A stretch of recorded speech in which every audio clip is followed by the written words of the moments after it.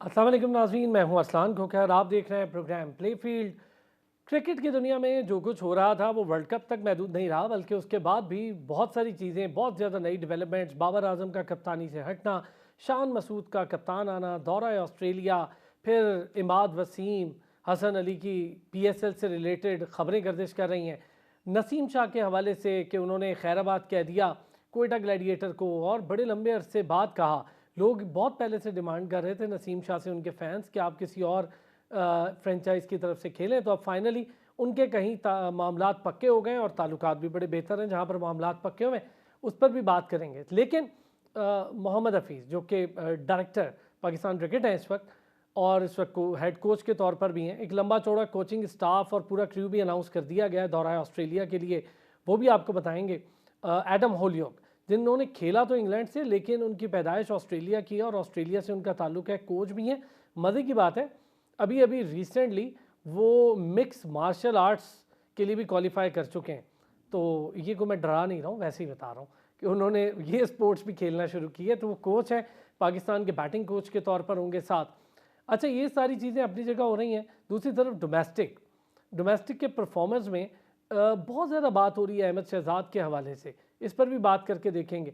आमिर और इमाद खेलना नहीं चाहते थे पाकिस्तान से, ये मोहम्मद हफीज़ ने कहा। उन्होंने कहा जी, हमने उन्हें कहा, फ़ोन किया, ख़ुद मनाने की कोशिश की कि आप डोमेस्टिक में जाएं, डोमेस्टिक खेलें, परफॉर्म करें, जो कि तरीक़ाकार भी है पाकिस्तान में आने का, तो आप आएँ। लेकिन उन्होंने खेलने से इनकार कर दिया और फिर अपनी रिटायरमेंट आ गई। और मोहम्मद हफीज़ ने तो यहाँ तक कहा कि अगले दिन मैं बड़ा हैरान हुआ कि मैंने जब बात की तो 1-2 दिन में ही उनके रिटायरमेंट का ऐलान हो गया। मुझे लगता था वो खेलेंगे और फिर हम उन्हें कंसीडर करेंगे। हमने उन्हें ये भी कहा कि हम वर्ल्ड कप के हवाले से चीज़ें देख रहे हैं तो कंसीडर करेंगे। अब ये चीज़ें कहाँ जा रही हैं? आमिर के हवाले से कैटेगोरिकली अज़हर अली और मोहम्मद हफीज़ ने बड़ी रेजिस्टेंस दिखाई थी जब वो टीम में थे, और आमिर की इंडक्शन हो रही थी एक पाबंदी के बाद। तो उन्होंने कहा कि इस तरह जिन्होंने मुल्क के लिए गद्दारी की, बेचा, ऐसे वर्ड्स, फिर उन्होंने कहा कि उनकी कोई जगह नहीं होनी चाहिए टीम में। अब खुद ही उन्हें कॉल कर रहे हैं, मुझे ये बात बिल्कुल समझ नहीं आ रही। डोमेस्टिक के प्लेयर्स के लिए खुशखबरी है जी, फाइनली उनके रुके हुए पैसे मिल रहे हैं उन्हें। चलें, इन सारी चीज़ों पर बात। दौरा ऑस्ट्रेलिया, कैप्टनसी, बहुत अच्छा रब्ता है बाबर आजम और शान मसूद का। शान मसूद ने जो अपनी प्रेशर की बड़ी अच्छी रही, बहुत अच्छा बोले शान मसूद, और तमाम चीज़ों को उन्होंने कवर किया, हर एस्पेक्ट को। सरफराज के हवाले से, बाबर के हवाले से उन्होंने कहा कि गेम में बाबर और सरफराज से लाजमी मशवरा करूंगा, और ये बहुत अच्छी बात होती है किसी भी कप्तान के लिए। और बाबर आजम ऑब्वियसली एक स्टार है, कैप्टन वो नहीं भी होंगे तो परफॉर्मेंस उनकी पाकिस्तान के लिए सबसे ज़्यादा ज़रूरी है। चलें जी, बदियुल जमा साहब सीनियर स्पोर्ट्स जर्नलिस्ट, उन्होंने हमें ज्वाइन किया। साथ ही साथ क्रिकेट एक्सपर्ट काशिफ शबीर साहब ने हमें ज्वाइन किया। बहुत शुक्रिया दोनों हजरात का। बदी भाई, पहले ज़रा हम शुरू करते हैं हफीज़ वाले मामले से। सर, बड़ा लंबा चौड़ा स्टांस रहा हफीज़ का कि मैं इस तरह बर्दाश्त नहीं करता, इनको नहीं खेलना चाहिए, बल्कि फिर बोर्ड ने उन्हें मनाया, अज़हर अली और हफीज़ को, कि नहीं नहीं आप उनके साथ खेलें। अब वो पाबंदी पूरी करके आ रहे हैं, अपनी सज़ा ले ली है। उसके बाद उन्होंने इस पर स्टांस रखा, आखिरी टाइम तक वो कहते रहे मेरा अभी भी स्टांस यही है। फिर क्यों फ़ोन कर करके कह रहे हैं कि खेलें, डोमेस्टिक खेलें, कंसीडर कर रहे हैं? क्या पोस्ट पर आने के बाद ये ज़रूरी हो जाता है कि अपनी जो असूली स्टांस है उसमें से कुछ तब्दीली लाई जाए? देखिए, जब वर्ल्ड कप पाकिस्तान हारा तो बहुत सारी बातें ऐसी हो रही थी कि ये इमाद वसीम को नहीं लिया, मोहम्मद आमिर को नहीं लिया।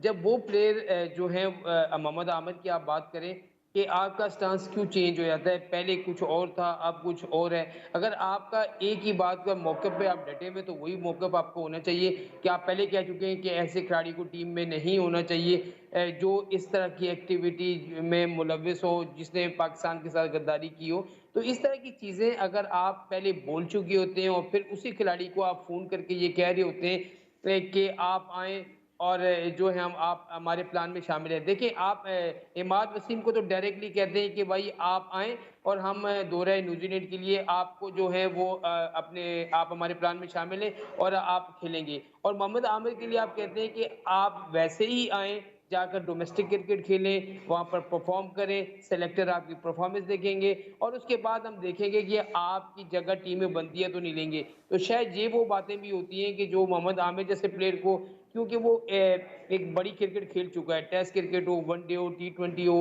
मुतअद्दिद क्रिकेट वो खेल चुका है, तो एक ऐसे प्लेयर को ये चीज़ें कहना हो सकता है कि उसको बुरा लगा हो। तो इस वजह से उसने साफ इनकार कर दिया।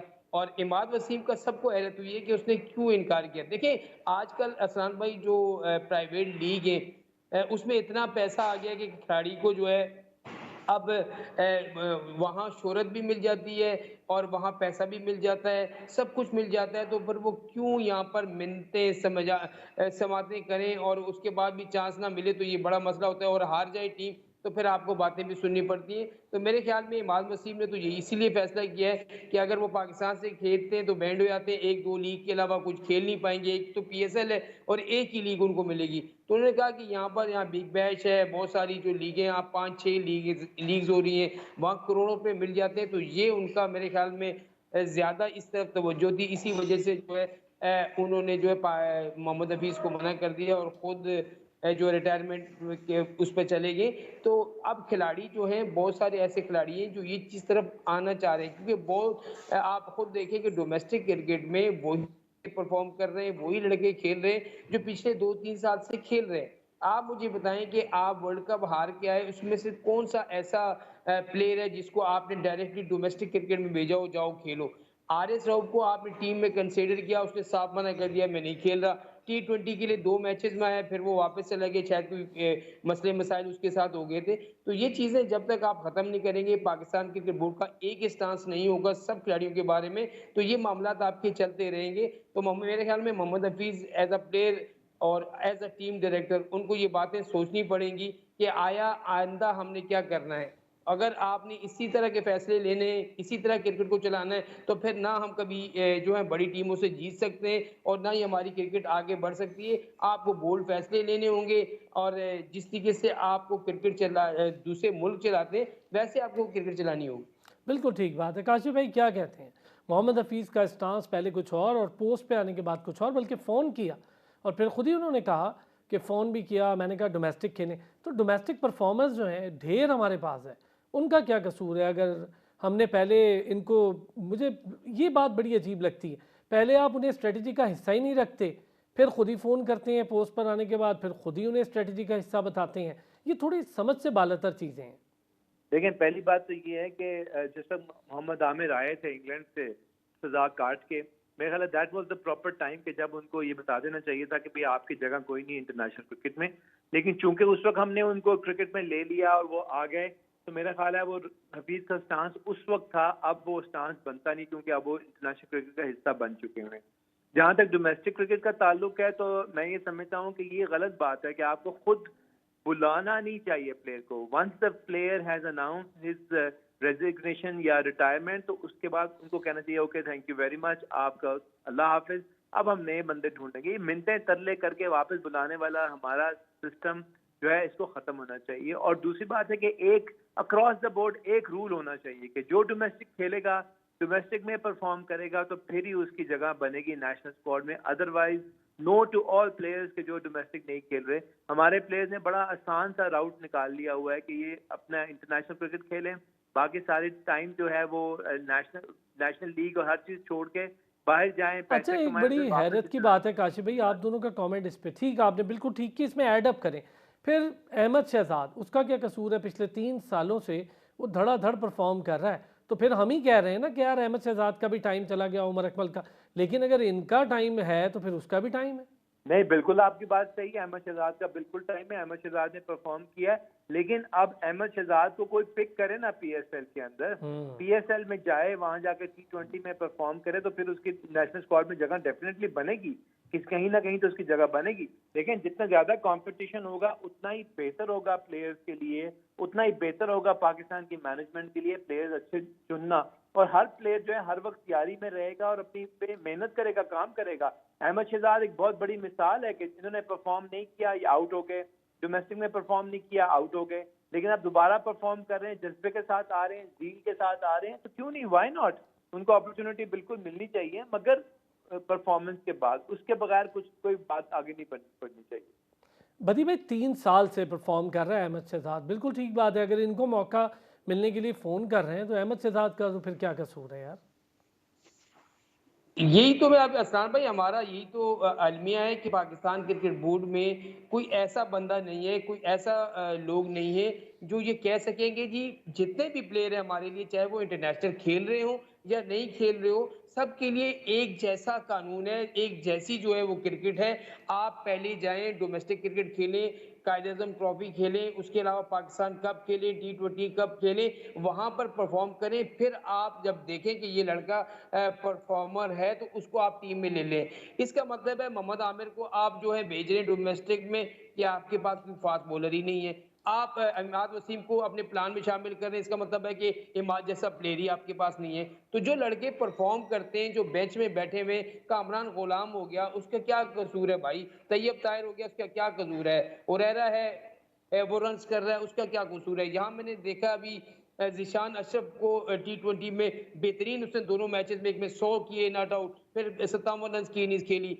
इसके अलावा असीबुल्ला ने जो है आप कायद-ए-आज़म ट्रॉफी का बेहतरीन प्लेयर पाकिस्तान कप का बेहतरीन प्लेयर वैसे हुआ भी है। बड़ा आला ऐसे प्लेयर। बहुत सारे प्लेयर हैं जो परफ़ॉर्म बिल्कुल, ऐसे बहुत सारे प्लेयर हैं जो परफ़ॉर्म कर रहे हैं, लेकिन वो मुंतज़िर हैं कि हमें भी कोई बुलाए। लेकिन हमारा राय देखिए वही वही गोल दायरा है, इन्हीं खिलाड़ियों से हमने खेलना है और इन्हीं को वापस लेके आ जाना है। एक मौका था कि जब आप बातें करते कि शान मसूद के टीम में जगह नहीं बनती, आज शान मसूद जो है वो टीम का कप्तान बना हुआ है। बहुत सारी चीज़ें ऐसी हैं जिनको हमें ख़त्म करना पड़ेगा। तमाम खिलाड़ियों के लिए एक जैसा कानून रखेंगे तो आपकी क्रिकेट चलेगी। ऐसा ही भारत में होता है, ऐसा ही ऑस्ट्रेलिया में होता है, ऐसा ही इंग्लैंड में होता है। अब टी20 की टीम ऑस्ट्रेलिया की जो है वो इंडिया के खिलाफ खेल रही है, बाकी सारे प्लेयर जो वर्ल्ड कप जीतते हैं, सिवाय 3-4 के, बाकी सारे वहाँ चले गए, वहाँ टेस्ट की तैयारी कर रहे हैं। उनको मालूम है कि पाकिस्तान से हमने टेस्ट सीरीज़ खेलनी है और टेस्ट सीरीज़ जीतनी है। यही जो प्लान होते हैं। हमारा प्लान क्या है कि भाई 18 रुकनी टीम है और 17 रुकनी कोचिंग स्टाफ, यार कोई हद होती है। मुझे बताएं कि इतने कोचिंग स्टाफ के साथ 35 लोग जाकर वहां पर करेंगे क्या? आप तो बोझ पे बोझ पाकिस्तान क्रिकेट बोर्ड पे डाल रहे हैं, तो इससे इसको कम करने के बजाय इसको आप बढ़ा रहे एक तो हैं। एक बड़ी तरफ आप हैरत कहते है, हैं हमने मुल्क की खिदमत बदी की, भाई इस पे ज़रा मुल्क एडअप करें। वो जो हमारे फील्डिंग कोच हैं, उनकी अपनी फील्डिंग कैसी थी? तो आप खुद सोचते ना, ये यही तो मैं आपको अब एडम होलिक को उसको लेके आ गए। वो भाई उसका तजर्बा मुझे बता दें क्या है। उसने 4 तो टेस्ट मैच खेले, जी अगर हाँ। मैं 30-35 उसने वनडे मैचेस खेले हैं, तो अगर वो खेलने के बाद जब उसको बहुत सारी जगहों से में वो गया है कोचिंग की, कोई आप उसका तजर्बा तो बताएं। अभी आज मैं मोहम्मद यूसुफ के पास गया था, तो मोहम्मद यूसुफ से मेरी बात हुई, तो मोहम्मद यूसुफ ने मुझे कहा कि देखें जी ये जो क्रिकेट है अंडर 19 की क्रिकेट, यहाँ कैंप चल रहा है कराची में, तो असल में जो बड़े प्लेयर हैं 5-6 उनको ये क्रिकेट देनी चाहिए और यहाँ से खिलाड़ियों को तैयार करें। बड़े खिलाड़ी खुद तैयार होते हैं, उनको पता होता है हमने क्या करना है, उनको सही हम बात सिर्फ है। और सिर्फ जो है गाइड कर सकते हैं, उनको सिखा नहीं सकते। इन अंडर 19 खिलाड़ियों के लिए कोई टास्क ले और यहाँ मेरे साथ आए और यहाँ पर कोचिंग करें और इनको, ताकि हम पाकिस्तान क्रिकेट के लिए जो है प्रोड्यूस कर सके। और उन्होंने मिसाल मुझे दी खासतौर पर राहुल ड्रविड की, कि 3-4 साल से राहुल ड्रविड जो है टीम के साथ है अंडर 19 के, उसने प्लेयर बना के दिए। तो हम ये चाहते हैं कि हमें भी जो है 2-3 साल दिए जाएं ताकि प्लेयर डेवलप हो और वो पाकिस्तान के लिए आ सके और फिर उसके बाद हमसे रिजल्ट मांगे जाए ना। यहाँ तो 6 महीने हमें कोच होते हैं, 6 महीने बाद पता ही नहीं होता कि अगला कोच कौन होगा, अगला कप्तान कौन होगा, अगला खिलाड़ी कौन होगा। अच्छा, एक और चीज़ भी है, हाँ उस पर भी करेंगे बात। पहले ज़रा काशिफ भाई, एडम होलियोक अपने उनकी करियर परफॉर्मेंसेस भी बड़ी मीडियोकर हैं, कोचिंग का कोई वसी तजर्बा भी नहीं है। हाँ ऑस्ट्रेलियन ज़रूर हैं वो और ऑस्ट्रेलिया में रहते भी हैं, पर क्या कोई वैसे ऑन अ लाइटर नोट कह रहा हूँ, मिक्स मार्शल आर्ट्स की वजह से तो नहीं उन्हें रख लिया? हो सकता है ऐसा किया हो, लेकिन देखें मेरी बात सुने, क्रिकेट बंदा खुद कैसा खेला है और उसका एक्सपीरियंस कोचिंग में कैसे, ये दोनों मुख्तलिफ चीजें हैं। बहुत रेयर ऐसे होता है कि जो अच्छा खेला हो वो उसी तरीके से अच्छा कोच भी हो। सही। मिकी आर्थर जो है कि बहुत बड़े क्रिकेटर नहीं थे, लेकिन बहुत अच्छे कोच थे अपने जमाने के, जब ये सही जोबन में थे। इसी तरीके से और बड़े कोचेस का नाम है। लेकिन देखें अब ये देखना पड़ेगा क्या उन्होंने कोर्सेज वो सारे किए कि नहीं किए, और उसके बाद ये कि प्लेयर्स में क्या कुछ इनकलकेट कर सकते हैं, ये बहुत ही इंपॉर्टेंट बात है कि ये क्या रिजल्ट आएगा। लेकिन जो भी आप कोच रखें, एक तो लॉन्ग टर्म उसके साथ करना चाहिए, कॉन्ट्रैक्ट करना चाहिए, दूसरी बात है कि उसकी जो है एक उसको उसकी परफॉर्मेंस को इवैल्यूएट करना चाहिए और क्रिटिकली इवैल्यूएट करना चाहिए कि उस वक्त प्लेयर्स में क्या तब्दीली आई है, क्या प्लेयर्स ने अच्छा परफॉर्म करना शुरू किया है कि नहीं किया, क्या उनकी परफॉर्मेंस में इंप्रूवमेंट आई है, क्या पाकिस्तान की ओवरऑल क्रिकेट इंप्रूव हुई है कि नहीं। ये सब चीजें बड़ी इंपॉर्टेंट है। और जो आपने बात की ना, मोहम्मद यूसुफ कह रहे हैं अंडर 19 पर फोकस करें, मैं समझता हूँ ये सबसे बेस्ट जरूरी चीज है। वो हमारी नर्सरी है, हम वहां पर क्वालिटी कोचेस को कभी नहीं जगह देते, वहां अच्छे कोचेस कभी नहीं जाते, क्योंकि वहां से आप टेक्निक लड़कों की अच्छी करेंगे और उनको खेलने का तरीका सिखाएंगे तो ही आगे आगे इंप्रूव करेंगे। जब नेशनल स्क्वाड का हिस्सा बन जाता है कोई भी प्लेयर, एक अच्छी परफॉर्मेंस दे दे तो आप देखें उसके कॉलर भी खड़े हो जाते हैं, उसको एडवर्टाइजमेंट भी मिलने लग जाती है, उसके एजेंट्स भी जो है मार्केट में घूमने लग जाते हैं। फिर तो किसी को लिफ्ट ही नहीं करवाता, फिर तो अपने हिसाब से अपनी चीजें डिक्टेट करता है। इसलिए बच्चों पे परफॉर्म करना, बच्चों को पे इन्वेस्ट करना, वो सबसे ज्यादा इंपॉर्टेंट है। अंडर 19 में बेबहा टैलेंट है हमारे पास, लेकिन उस टैलेंट की ग्रूमिंग वहां पर देखना चाहिए कि वहां पर इंटरनेशनल कोचेस क्या अपना रोल अदा कर सकते हैं, या पाकिस्तान के बेस्ट कोचेस वहां पर क्या रोल अदा कर सकते हैं, तो वहां से आपकी नर्सरी जो है वो तैयार होगी। अच्छा, एक ये जो लंबा चौड़ा कोचिंग स्टाफ जिसका जिक्र किया है अभी बदी भाई ने, 17 लोगों जी का, जी। यार ये कुछ ज़्यादा ही नहीं हो गया? फिर बैटिंग कोच के तौर पे मैं खुद देख रहा था पिंडी स्टेडियम में, हफीज़ डूइंग गुड जॉब। तो जाहिर है वो खुद मॉडर्न डे क्रिकेट से एसोसिएटेड भी हैं, खेले भी हैं, बिल्कुल। और लेकिन आपको कोई ज़रूरत थी अभी फिलवक्त बैटिंग कोच भी लगा देने की? देखें, ये यही तो प्रॉब्लम है कि हम जो है ना वो कॉस्ट बेनिफिट एनालिसिस नहीं करते। हम ये नहीं देखते कि इकोनॉमी इकोनॉमी क्या हमें इजाजत देती है कि नहीं इन चीजों की इजाजत देती। बिल्कुल सही बात है कि अगर आप पहले हमने मिकी आर्था को रख लिया ऑनलाइन कोचिंग में, 0/0 फायदा उस चीज का हुआ, कोई फायदा नहीं मिला। अब फिर इतने लंबे लंबे जब स्टाफ को लेकर जाएंगे, वो स्टाफ को ही पता नहीं लगेगा कि उनकी ड्यूटी क्या है। देखें, मुख्तसर से लोग हों और उनको ड्यूटी उनकी प्रॉपर तरीके से डेजिग्नेटेड ड्यूटी हो, तो फिर उनको पता लगता है कि उन्होंने क्या काम करना है, फिर वो परफॉर्म करते हैं और उनकी परफॉर्मेंस सामने नजर भी आती है। इस तरह तो एक बंदा दूसरे पे, दूसरा बंदा तीसरे के सर पे डालता जाएगा और पता लगेगा एंड ऑफ द डे किसी को कोई पता ही नहीं कि क्या रिस्पॉन्सिबिलिटी है। इसलिए महदूद लोगों को जाना चाहिए, उन लोगों को जाना चाहिए जो प्रॉपर तरीके से अपना काम डिलीवर कर सकें। तो फिर ये अगर आप 2-2 3-3 बंदे बिठा देंगे मोहम्मद हफीज के साथ, फिर क्या होगा? कुछ भी नहीं होगा, किसी को समझ ही नहीं आएगी कि राइट जाना है या लेफ्ट जाना है, क्या काम करना है। फिर ऐसे ही होता रहेगा जो हमारा सिलसिला चल रहा है। अच्छा, मैं ज़रा लंबा चौड़ा पहले ये स्टाफ अनाउंस करूँ ना, फिर ज़रा बदी भाई दो चीज़ें आपसे पूछूंगा। नवीद अकरम चीमा साहब टीम मैनेजर आ गए, और उसके बाद मोहम्मद हफीज़ डायरेक्टर हो गए, एडम होलियोक बैटिंग कोच हो गए, साइमन ग्रांट हो गए high performance coach, Umar Gul fast bowling coach, Saeed Ajmal spin bowling coach. चलें, सईद अजमल और उमर गुल जस्टिफाइबल हैं। अब्दुल मजीद फील्डिंग कोच, वाह वाह। Mansoor Rana assistant team manager, वो उनकी भी बड़ी ज़रूरत है, पीए चाहिए था एक हमारे मैनेजर को। Shahid Aslam assistant batting coach, अच्छा असिस्टेंट बैटिंग कोच भी चाहिए था, एक बंदे के बस की बात नहीं थी। Drake Simon strength and conditioning coach, Cliff Deacon हो गए physio, Talha Aijaz team analyst, lieutenant colonel retired Akhtar Hussain security manager, Raza Rashid कचेल ये टीम मीडिया मैनेजर हो गए, और अमार एहसन हो गए वीडियोग्राफर, और डॉक्टर सुहेल सलीम टीम के डॉक्टर हो गए, और मलंग अली टीम मसूर यानी मसाजर। ये है बदी भाई। हमें असिस्टेंट भी चाहिए थे इस पूरे टूर पे।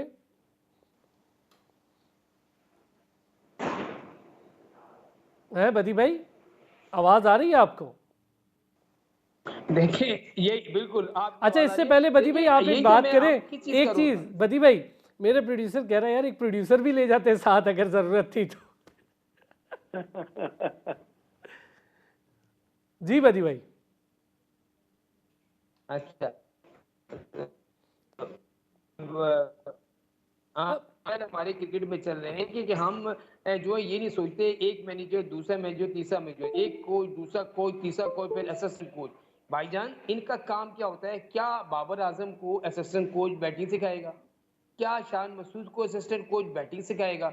किस तरह की आप ये दुनिया में जी रहे हैं? अगर आप head coach as a team director भी आप हैं और हेड कोच जा रहे हैं, तो फिर तो आपको बैटिंग कोच या असिस्टेंट कोच ले जाने की जरूरत ही नहीं थी। आपके 2 बंदे वैसे कम हो जाते, और आप जो है पाकिस्तान क्रिकेट बोर्ड के कुछ पैसे बचाने आए हैं ना, या कि डबल से डबल लगाने आए, तो एक तरफ जो है आपको तो पैसे मिल जाते हैं टाइम टू टाइम, चाहे वो कोचेज हों या सेंट्रल कॉन्ट्रैक्ट के प्लेयर हों जो पाकिस्तान टीम में खेल रहे हों। लेकिन रोते वो लोग रहते हैं कि जिनको 3-3 4-4 महीने से तनख्वाहें नहीं मिलती, जो डोमेस्टिक के पैसे माँग रहे होते हैं, लेकिन उनको नहीं मिलती। अभी भी अहसान भाई आप प्रोग्राम से पहले ज़िक्र कर रहे थे, तो 3 महीने की तनख्वाहें जो हैं वो कायद-ए-आज़म ट्रॉफ़ी का एक इवेंट गुज़र चुका, पाकिस्तान कप का इवेंट गुज़र चुका, टी20 भी अब तकरीबन 10 तारीख को ख़त्म हो जाएगा। तो यहाँ खिलाड़ियों को ना ही मैच फ़ीस दी गई है और ना ही उनको जो है वो मावा जो उनके पैसे होते हैं वो दिए गए हैं। तो ये चीज़ें जब आप डोमेस्टिक क्रिकेट में करेंगे, तो फिर कैसे आपकी डोमेस्टिक क्रिकेट चलेगी?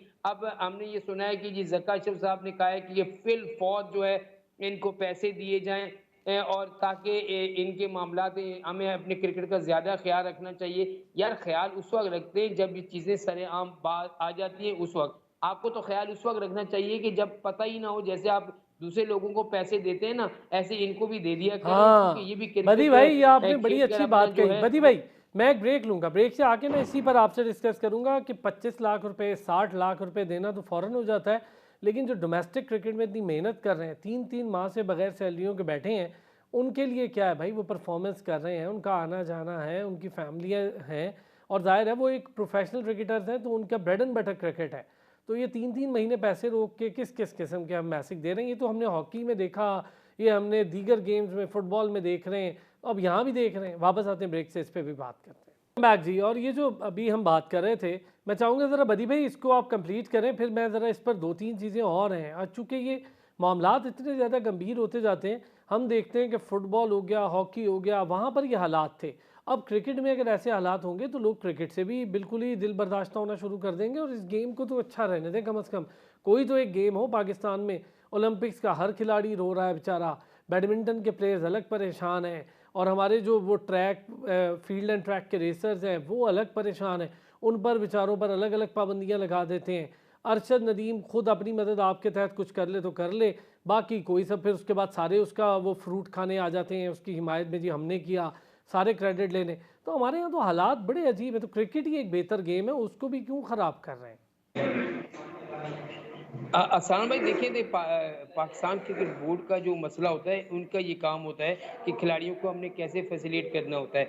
बहुत सारे पाकिस्तान स्पोर्ट बोर्ड जो है वो बहुत सारी जो एसोसिएशन है या फेडरेशन है उनको पैसे नहीं देता, जिसकी वजह से खिलाड़ी बहुत से टूर पे नहीं जा सकते, इनको एनओसी नहीं मिलती, वक्त पर वीज़ा नहीं मिलते, जिसकी वजह से नहीं जा सकते। लेकिन पाकिस्तान क्रिकेट बोर्ड के पास इतना पैसा है और ये वही पैसा है जो खिलाड़ियों की वजह से आता है, अर्निंग होती है, जिसकी वजह से पाकिस्तान क्रिकेट बोर्ड का खजाने में पैसे हैं। तो इनको चाहिए कि कम से कम ये जो खिलाड़ी हैं, काफ़ी अर्सा आपको मालूम है कि डिपार्टमेंट क्रिकेट बंद थी, रीजन क्रिकेट बंद थी, सिर्फ 6 टीमों का क्रिकेट होती थी, बहुत से खिलाड़ी बेरोजगार हो गए, क्रिकेट भी छोड़ के चले गए, कोई पाकिस्तान छोड़ के चले गए, कहीं और से काउंटी और कहीं और से क्रिकेट खेल रहे हैं। तो अगर आपने इसी तरीके से इस रवैये को रखा तो मेरे ख्याल में पाकिस्तान में से ये खिलाड़ी आहिस्ता आहिस्ता जाना शुरू हो जाएंगे। अभी जो लीग की बातें हो रही है, जी T10 खेलने वो नहीं जाएगा, T20 वो खेलने नहीं जाएगा, तो बहुत सारे ऐसे क्रिकेटर मैं आपको बताऊं जिनसे मेरी बात हुई है, वो ये कह रहे हैं कि अगर यही पाकिस्तान क्रिकेट बोर्ड का रवैया रहा, हमारा जो घर है इन्हीं चीज़ों से चलता है, क्योंकि हम पाकिस्तान टीम में भी नहीं है, डोमेस्टिक क्रिकेट खेलते हैं या लीग होती है उससे ही हम पैसे कमाते हैं। तो अगर ऐसा किया गया तो हो सकता है कि हम कोई दूसरा ऑप्शन शुरू करें, रिटायरमेंट का ऐलान कर दें और बाहर जाके किसी क्लब या इससे खेलें, इससे डबल पैसे तो वहाँ भी मिल जाते हैं। तो अगर आप इस तरीके से वो काम करेंगे और डोमेस्टिक क्रिकेट के परफॉर्मर को जो है वो नई ऊपर लाएंगे, तो ये खिलाड़ियों के दिल टूट जाते हैं। उस वक्त जब लाएंगे, जब एक खिलाड़ी की उम्र डल जाएगी, तो फिर वो क्या परफॉर्म करेगा? जैसे आप ताबिश खान को लेकर आगे थे, जब उनकी क्रिकेट खत्म होने लगी तो आप उनको एक टेस्ट खिला के जो कह दिया जी कि ये टेस्ट प्लेयर हो गया, ऐसा ना करें। अहमद शहजाद जब परफॉर्म नहीं कर रहा था, आपने टीम में नहीं लिया, किसी ने कोई बात नहीं, ठीक है जी परफॉर्म नहीं कर रहा, लेकिन अहमद शहजाद अब 3 साल से रन कर रहा है, क्यों नहीं वो आ रहा? अच्छा, वैसे आना मज़े की चाहिए। बात है बदी भाई, हर फॉर्मेट में रन कर रहा है, हर फॉर्मेट में काशिफ भाई, हर जी जी फॉर्मेट में बिल्कुल। अहमद शहजाद रन कर रहा है, चाहे वो 4 डे हो, चाहे 1 डे हो, चाहे T20 हो। अभी 3 50 किए हैं, वो सेमीफाइनल में ले गया अपनी टीम को। तो he is doing good, he is doing good job. तो बनता है चलें उसको ठीक है, कहीं तो वो मौका दें देखें ना। देखें अब पीएसएल का मौका मिलेगा उनको। पीएसएल में हम देखेंगे कि अहमद शहजाद कैसा परफॉर्म करता है, उसमें इंटरनेशनल प्लेयर्स भी होंगे, मीडिया भी उस चीज़ को कवर कर रहा होगा, हर चीज़ होगी, पता लग जाएगा। और अगर वहाँ वो परफॉर्म करता है तो फिर डेफिनेटली अगर तो पाकिस्तान की टीम में जगह बनती है तो वाई नॉट, एक तेज खेलने वाले प्लेयर हैं, T20 के अच्छे प्लेयर हैं, तो हमें वहां पर उनकी जरूरत बिल्कुल नजर आएगी। और उसके बाद अगर वहां अच्छा परफॉर्म करेंगे तो बाकी फॉर्मेट्स में भी उनकी जरूरत पड़ सकती है। आगे मेरा ख्याल है आपको टेस्ट वनडे में में जरूरत उसकी पड़ ज़रूरत सकती है। अच्छी पड़ सकती है। टेस्ट में शायद जगह बनानी बहुत मुश्किल होगी अहमद शहजाद के लिए, आप क्योंकि ऑलरेडी आपके पास बड़ी अच्छी क्वालिटी के प्लेयर्स मौजूद हैं। मैं समझता हूँ वनडे में अगर अहमद शहजाद को आप ट्राई करें तो वो बुरा ऑप्शन नहीं है आपके हाँ, लिए, क्योंकि वहाँ आपको अच्छा तेज खेलने वाला जो कि 100-120 के स्ट्राइक रेट से रेगुलर खेलता हो तो वहाँ पर बड़ी अच्छी जगह बन सकती है। एक्सपीरियंस भी उनके पास है और वो इंटरनेशनल क्रिकेट को बहुत अच्छे तरीके से जानते भी हैं। तो इसलिए वहां पर मेरा ख्याल है T20 और वनडे में शायद अहमद शहजाद की जगह बनाना जो है वो मुमकिन हो सके। अच्छा बदी भाई, एक चीज़ हम बड़े अरसे से नोटिस कर रहे हैं कि पाकिस्तान में बहुत सारे प्लेयर्स ऐसे हैं जो आते तो बड़ी तेज़ी से हैं, फिर वो अपनी जगह कायम नहीं रख पाते, और जो लोग अपनी जगह बना लेते हैं फिर वो परफॉर्मेंस और फिर उसकी कम भी हो तो ज़ाहिर है सिलेक्टर उन पर एतमाद करते हैं। अभी भी हम देख रहे हैं कि नए लड़के आए हैं, इंडक्शन हुई है, साइम अयूब आया है, मीर हमज़ा भी है, और एक नया लड़का भी आया है। खुरम तो शहजाद। ये एक अच्छा बात है कि नए लड़के आ रहे हैं। ये जो अपनी जगह बनानी है ये बहुत ज़रूरी है। इसमें ये कहना गलत नहीं होता कि यार पहला टूर था तो इस पर मेरा ख्याल है पहला ही टूर बताता है कि आपने क्या करना है। और ऑस्ट्रेलिया का टूर बड़ा ज़बरदस्त होगा। एक तो बाउंसी पिचेस ट्रैक्स बन रहे हैं और fast tracks drop in pitches बन रही हैं पर्थ के लिए, तो वहाँ पर साइम अयूब को तो मुझे लगता है फ़ायदा होगा अगर मौका मिले तो। जी देखिए, मैं ये समझता हूँ कि नंबर एक तो ये कि शायद साइम अयूब को तो मौका ही ना मिले इस सीरीज में कोई भी मैच खेलने का, क्योंकि जिस किस्म की आपकी बैटिंग लाइनअप है। हाँ, बॉलर्स में आप कह सकते हैं कि खुरम शहजाद को और मीर हमजा दोनों को अपॉर्चुनिटी मिल सकती है और वो ये अपॉर्चुनिटी को अवेल करना क्या बड़ा अच्छा अपॉर्चुनिटी है, क्योंकि देखें विकेटें जो हैं वो कंड्यूसिव हैं टुवर्ड्स फास्ट बॉलिंग और वहां पर उनको मदद भी मिलेगी तो वो बेहतर हो सकता है।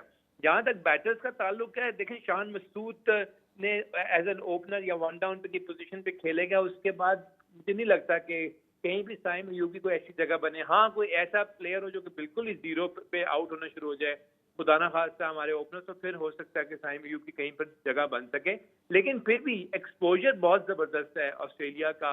लेकिन फिर वही बात है ना अरसलान, आप सिर्फ एक टूर के ऊपर किसी के फ्यूचर का फैसला नहीं कर सकते, और वो भी ऑस्ट्रेलिया जैसे इतना मुश्किल टूर हो। नहीं, कम से मैं कम ये दो नहीं तीन कह रहा कि चीज देनी चाहिए। फैसला करें, लेकिन कम से कम परफॉर्मेंस ना, ये मार्जिन नहीं होना देखिए चाहिए कि जब पहला प्लेयर टूर है लास्ट ना हो, ये नहीं, बस आप बिल्कुल परफॉर्म करें।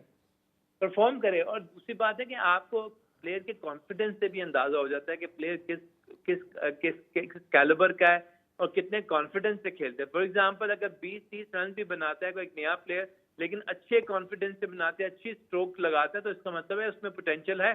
आप इसकी साउथ शकील की मिसाल ले लें, शुरू के एक दो मैचेस से वनडे के साउथ शकील ने अच्छा परफॉर्म नहीं किया, लेकिन उनकी स्ट्रोक्स की क्वालिटी जो थी वो सब कमेंटेटर्स ये कहने पे मजबूर हो गए थे कि एक क्वालिटी प्लेयर जो है आपको नजर आ रहा है। अब्दुल्ला शफीक का भी यही हाल था, अगर आप याद करें शुरू के 2-3 वन T20 वनडे 0 1 2 3 इससे ज्यादा रन नहीं बना रहे थे, जी जी, लेकिन 8-9 सब मैचेस काफ़ी फ्लॉप हुए हैं उसके, 7-8 बिल्कुल, मैच। लेकिन सब कहते थे कि एक टैलेंटेड प्लेयर है, इसको इसको मौका मिलना चाहिए। और देखें वक्त ने साबित किया कि उन्होंने उसको अपने एक बात को पूरा किया।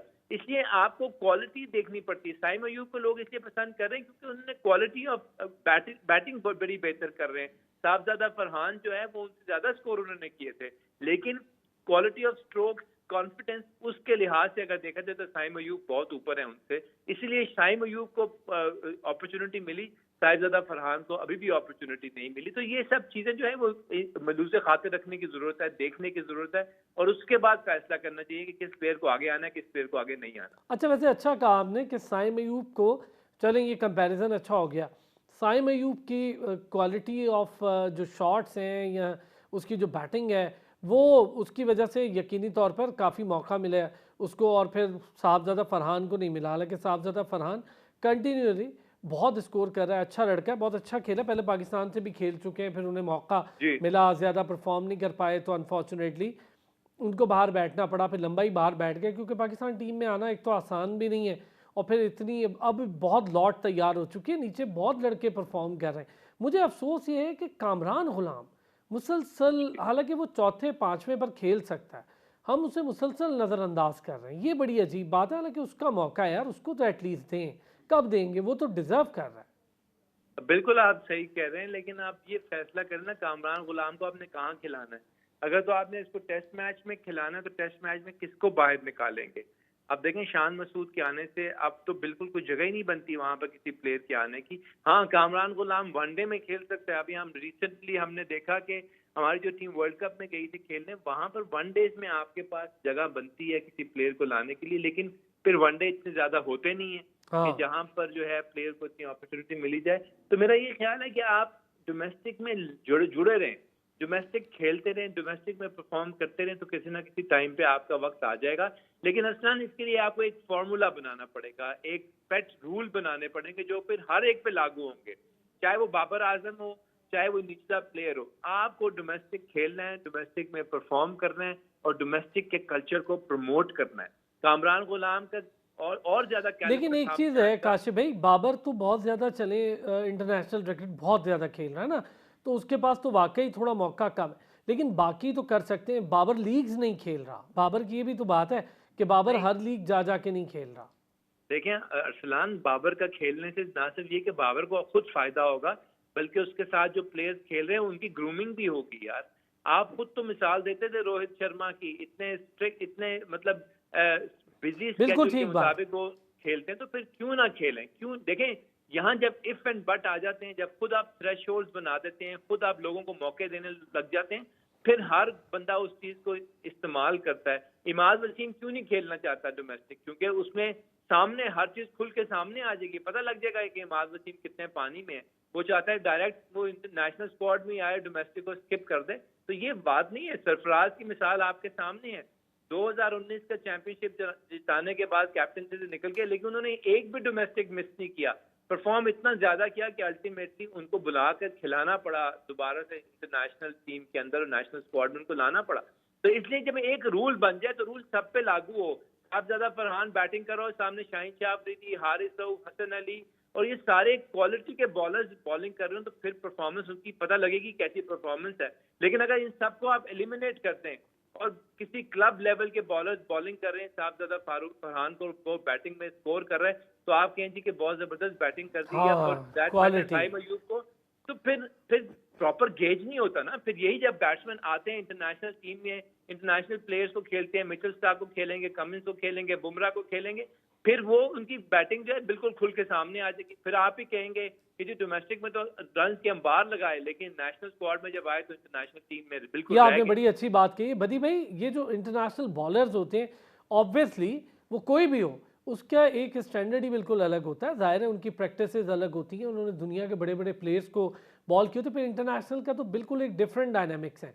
अगर इंटरनेशनल बॉलर्स हमारे डोमेस्टिक के क्रिकेटर्स को बॉल करें, वहाँ पता चले कि बैट्समैन को क्या सीखने को मिलता है, बैट्समैन के जितने स्कोर हैं क्या वो जस्टिफाइबल हैं, वो करते हैं। क्योंकि अक्सर इस पर भी बात होती है ना कि डोमेस्टिक के स्कोर हैं, इसका कोई फ़र्क नहीं पड़ता।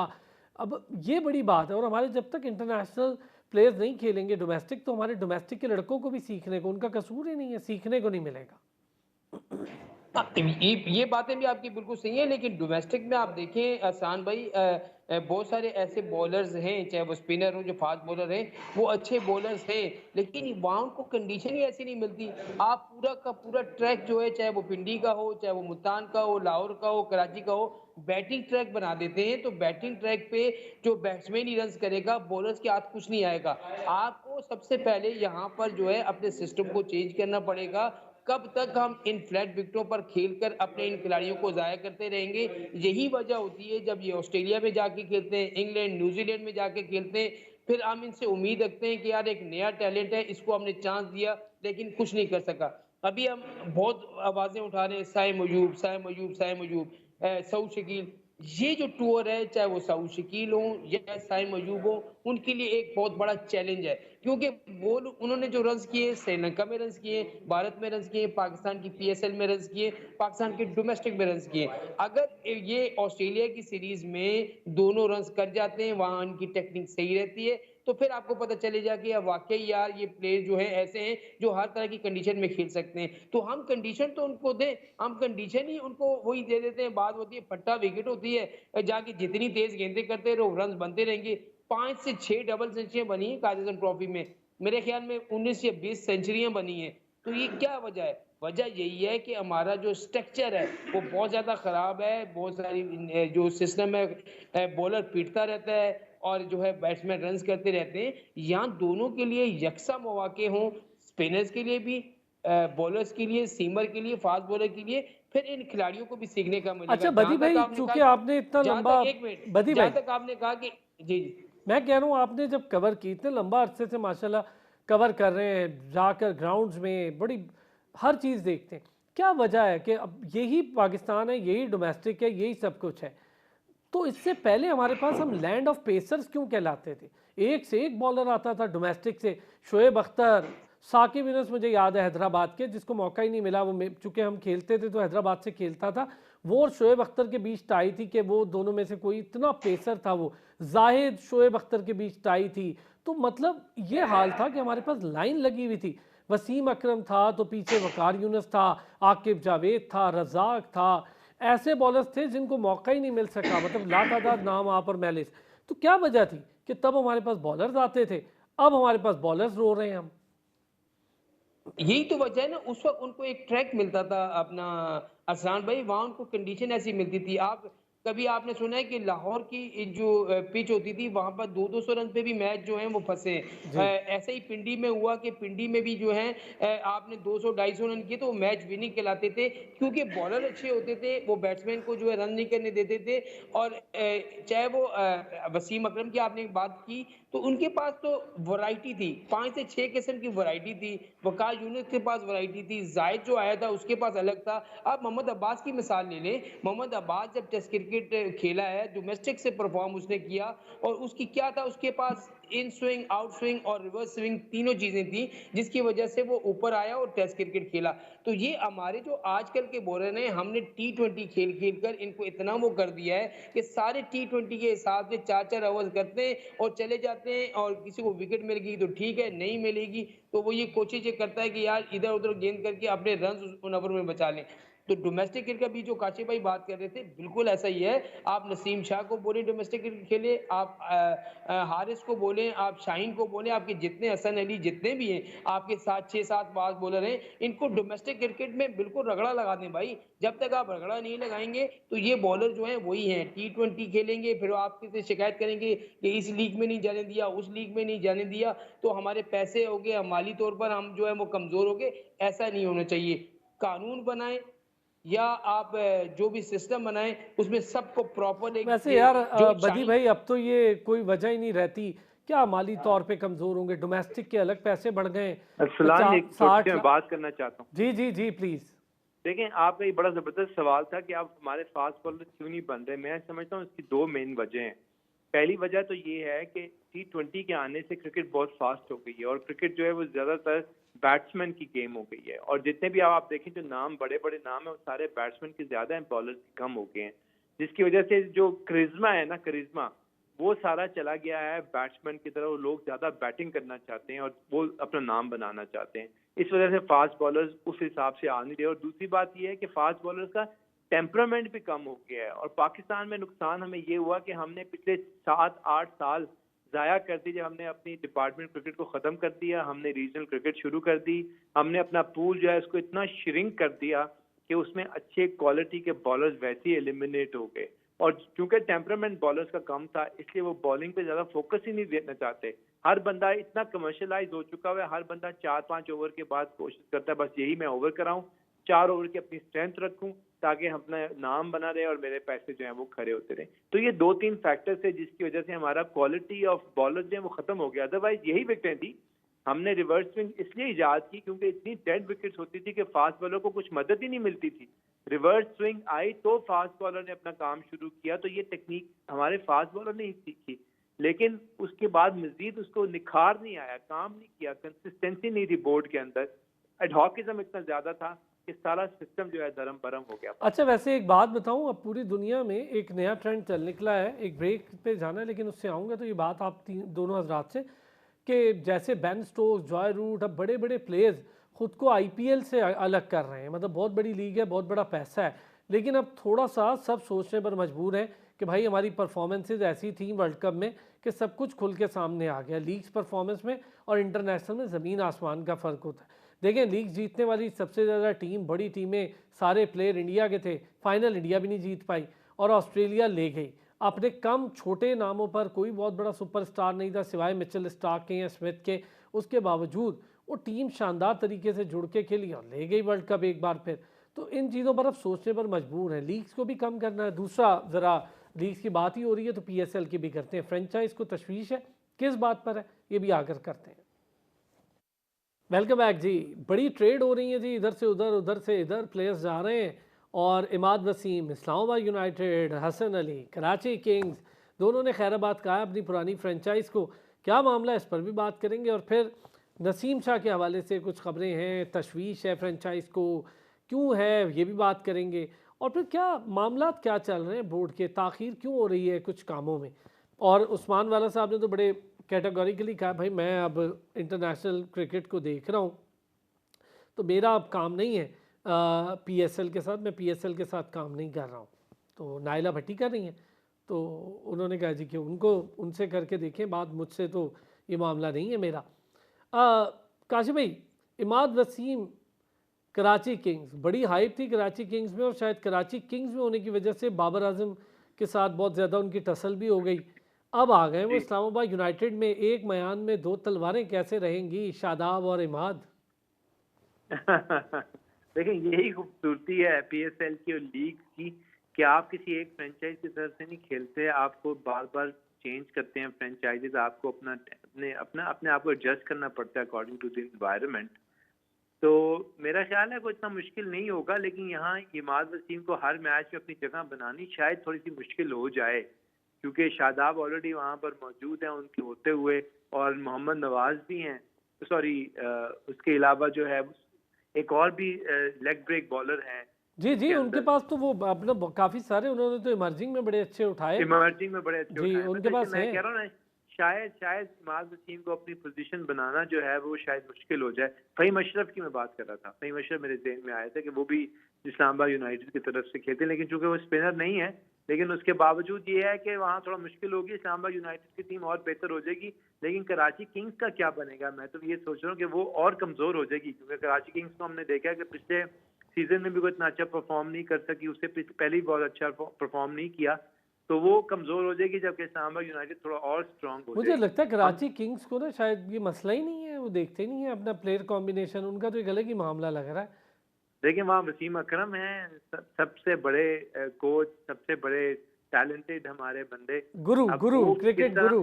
गुरु एग्जैक्टली। अब वसीम अकरम क्या सोच रहे हैं वो देखना पड़ेगा, क्योंकि वसीम अकरम की मतलब अगर थिंकिंग अबाउट क्रिकेट, वो तो हमें सबको इस बात का पता है कि वो बहुत आगे की सोचते हैं।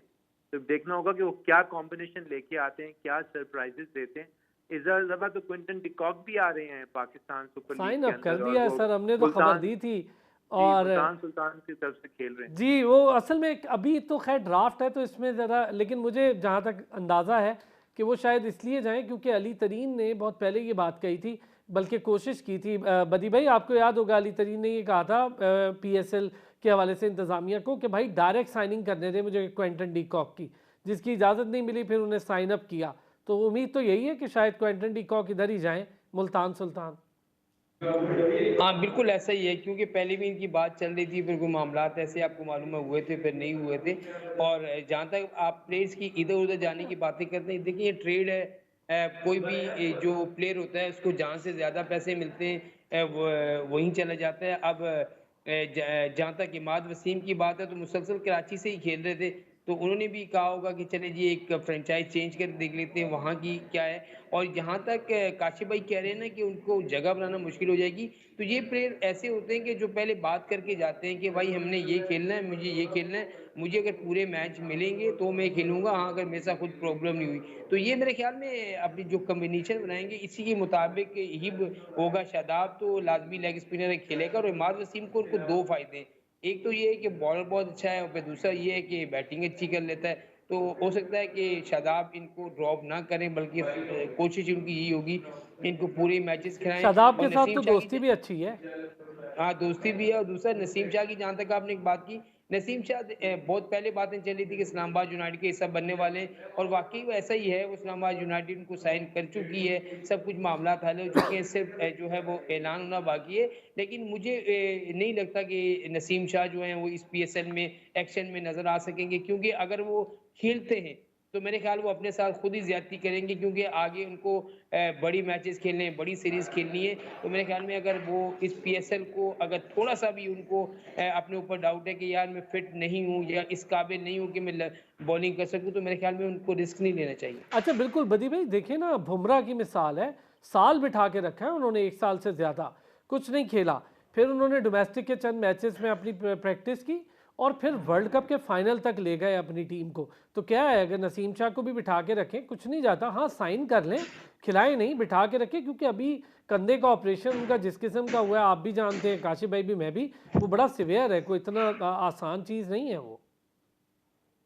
देखिए ना हम दूसरों की मिसालें क्यों देते हैं अपना सलमान भाई, लोग हमारी मिसाल क्यों नहीं देते? क्योंकि हम मिसाल बनते ही नहीं हैं। लोग हमारे सामने हमारी मिसाल बन जाते हैं। अभी ऑस्ट्रेलिया वर्ल्ड कप जीता है और इस वर्ल्ड कप के बाद आप देखिएगा कि उनके कितने प्लेयर्स हैं खुद ही कह के चले जाएँगे जी हमारा आखिरी वर्ल्ड कप था, हमारी ये आखिरी सीरीज़ है और बाय बाय क्रिकेट, और वो जो है ना अपने उरूज पर जो है चले जाते हैं, जिसकी वजह से उनकी जो है वैल्यू होती है, उनकी इज़्ज़त होती है, लोग फैन्स उनको पसंद करते हैं। हमारे यहाँ क्या है कि अब भी शोएब मलिक कहते हैं कि मैं वर्ल्ड कप खेलूंगा। और डोमेस्टिक यार मुझे खेलने भी एक चले बात गए। बताएं, हम वही में खेलने, ये टी20 कप खेलने, 22 साल आप पाकिस्तान टीम से खेले और फिर उसके बावजूद भी आपका दिल नहीं भरा। मेरे ख्याल में अब नया आने वाला जो टैलेंट है उसको आगे आने दें, उनको खेलने दें। शोएब मलिक की अगर जगह आप कहाँ बनती होगी अब, वैसे तो मुझे वही बड़ा मैं मुश्किल ही वो लगा। सबके सामने जब भी बात करें ना असलान भाई, जब भी उनसे बात करें, आप देख लें मैं किसी से कम हूँ, मैं तो मुकम्मल फिट हूँ, मैं तो एक यंग प्लेयर को जो है वो टफ टाइम दे सकता हूँ। देखिए ये टफ टाइम की बात नहीं हो रही है, आप अपनी होता ये है कि जब प्लेयर पीछे आ रहे होते हैं, इनको मौका क्यों नहीं मिलता कि अब 4 साल आप खा जाते हैं, 4 साल का आगे दूसरा खा जाता है। तो एक बेचारा प्लेयर जो 18-19 साल की उम्र में डेवलप हो रहा होता है, उसको आगे मौका नहीं मिलता, उसकी कोई पर्ची नहीं होती, उसकी कोई दोस्ती नहीं होती, उसका कोई बड़ा वो नहीं होता, तो वो बेचारा बैठ-बैठ के बेंच पे चला जाता है। तो मेरे ख्याल में अब पाकिस्तान क्रिकेट बोर्ड को ये अच्छा, सोचना उनके होगा अपने घर कि में ये मिसाल मौजूद है ना, कि उनकी जो अहलियाँ हैं, उन्होंने अपना करियर सेक्रीफाइस किया कि चलें शोएब मलिक खेलें, और फिर उन्होंने अपने बच्चे और इनके छोड़ दिया, तो अब इनको भी फैमिली टाइम है यार, दें फैमिली टाइम, करें अपना काम, क्या अब बच्चों को खेलने दें। और उधर आप मज़े की बात बताऊं, उधर भी ये हो रहा है काशिफ भाई, कि जब जी। T20 में गए तो 25 रन देकर 2 विकेटें अब्बास ने ही ली, और अब्बास ही वो मैच में टॉप बॉलर रहा, जिसकी वजह से वो सुपर ओवर पे वो मैच जीते, जो बड़ा मज़े का मैच हुआ था मुल्तान के साथ T20 नेशनल कप का। तो Abbas is doing good, Abbas को तो हम मौका देते नहीं, ना उसको सोचते हैं टेस्ट में खिलाने का, जबकि उसके पास अभी मेरा ख्याल है बहुत चांस है खेलने का। उन पिचेस पे तो बहुत अच्छा साबित होगा।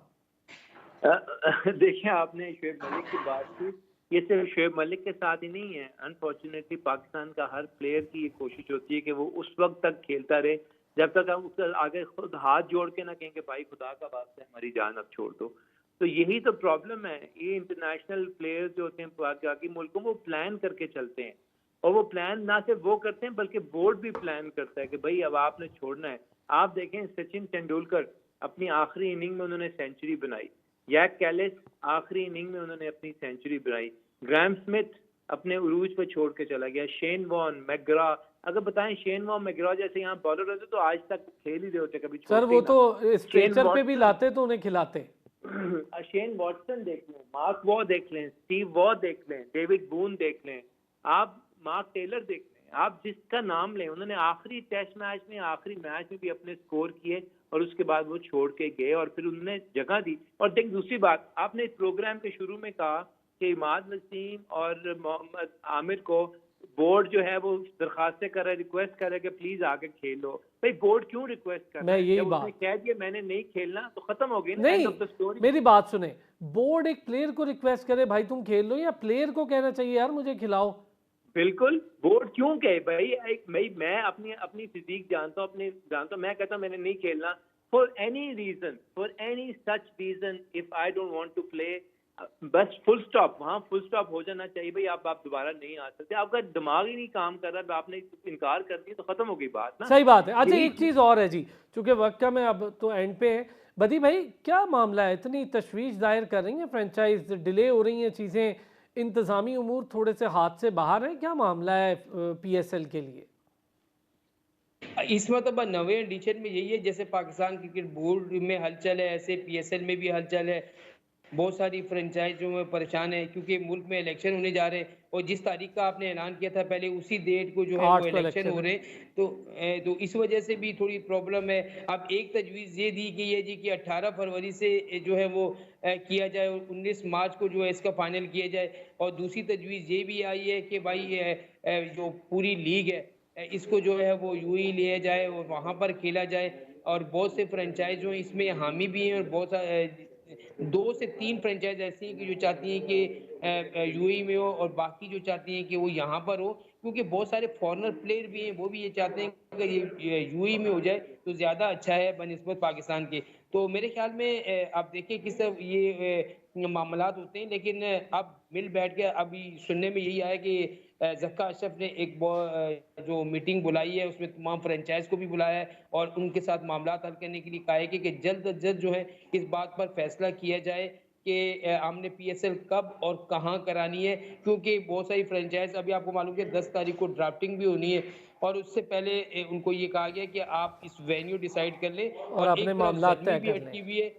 ज़ल्मी भी अटकी हुई है कि भाई इस मरतबा पेशावर को भी नुमाइंदगी दी जाए। तो अब देखते हैं क्या होता है, लेकिन मामलात अभी तक अटके हुए हैं। ये इजलास जो होगा, इनकी जो मीटिंग होगी फ्रेंचाइज़ के साथ, उसके बाद ये खुलकर आएगा। चले, बहुत शुक्रिया Badeer Jamaat sahab, thank you so much. Senior sports journalist Kashif Shabbir sahab, cricket expert, cricket commentator, बहुत शुक्रिया। कल होती है जी आपसे फिर मुलाकात। अपना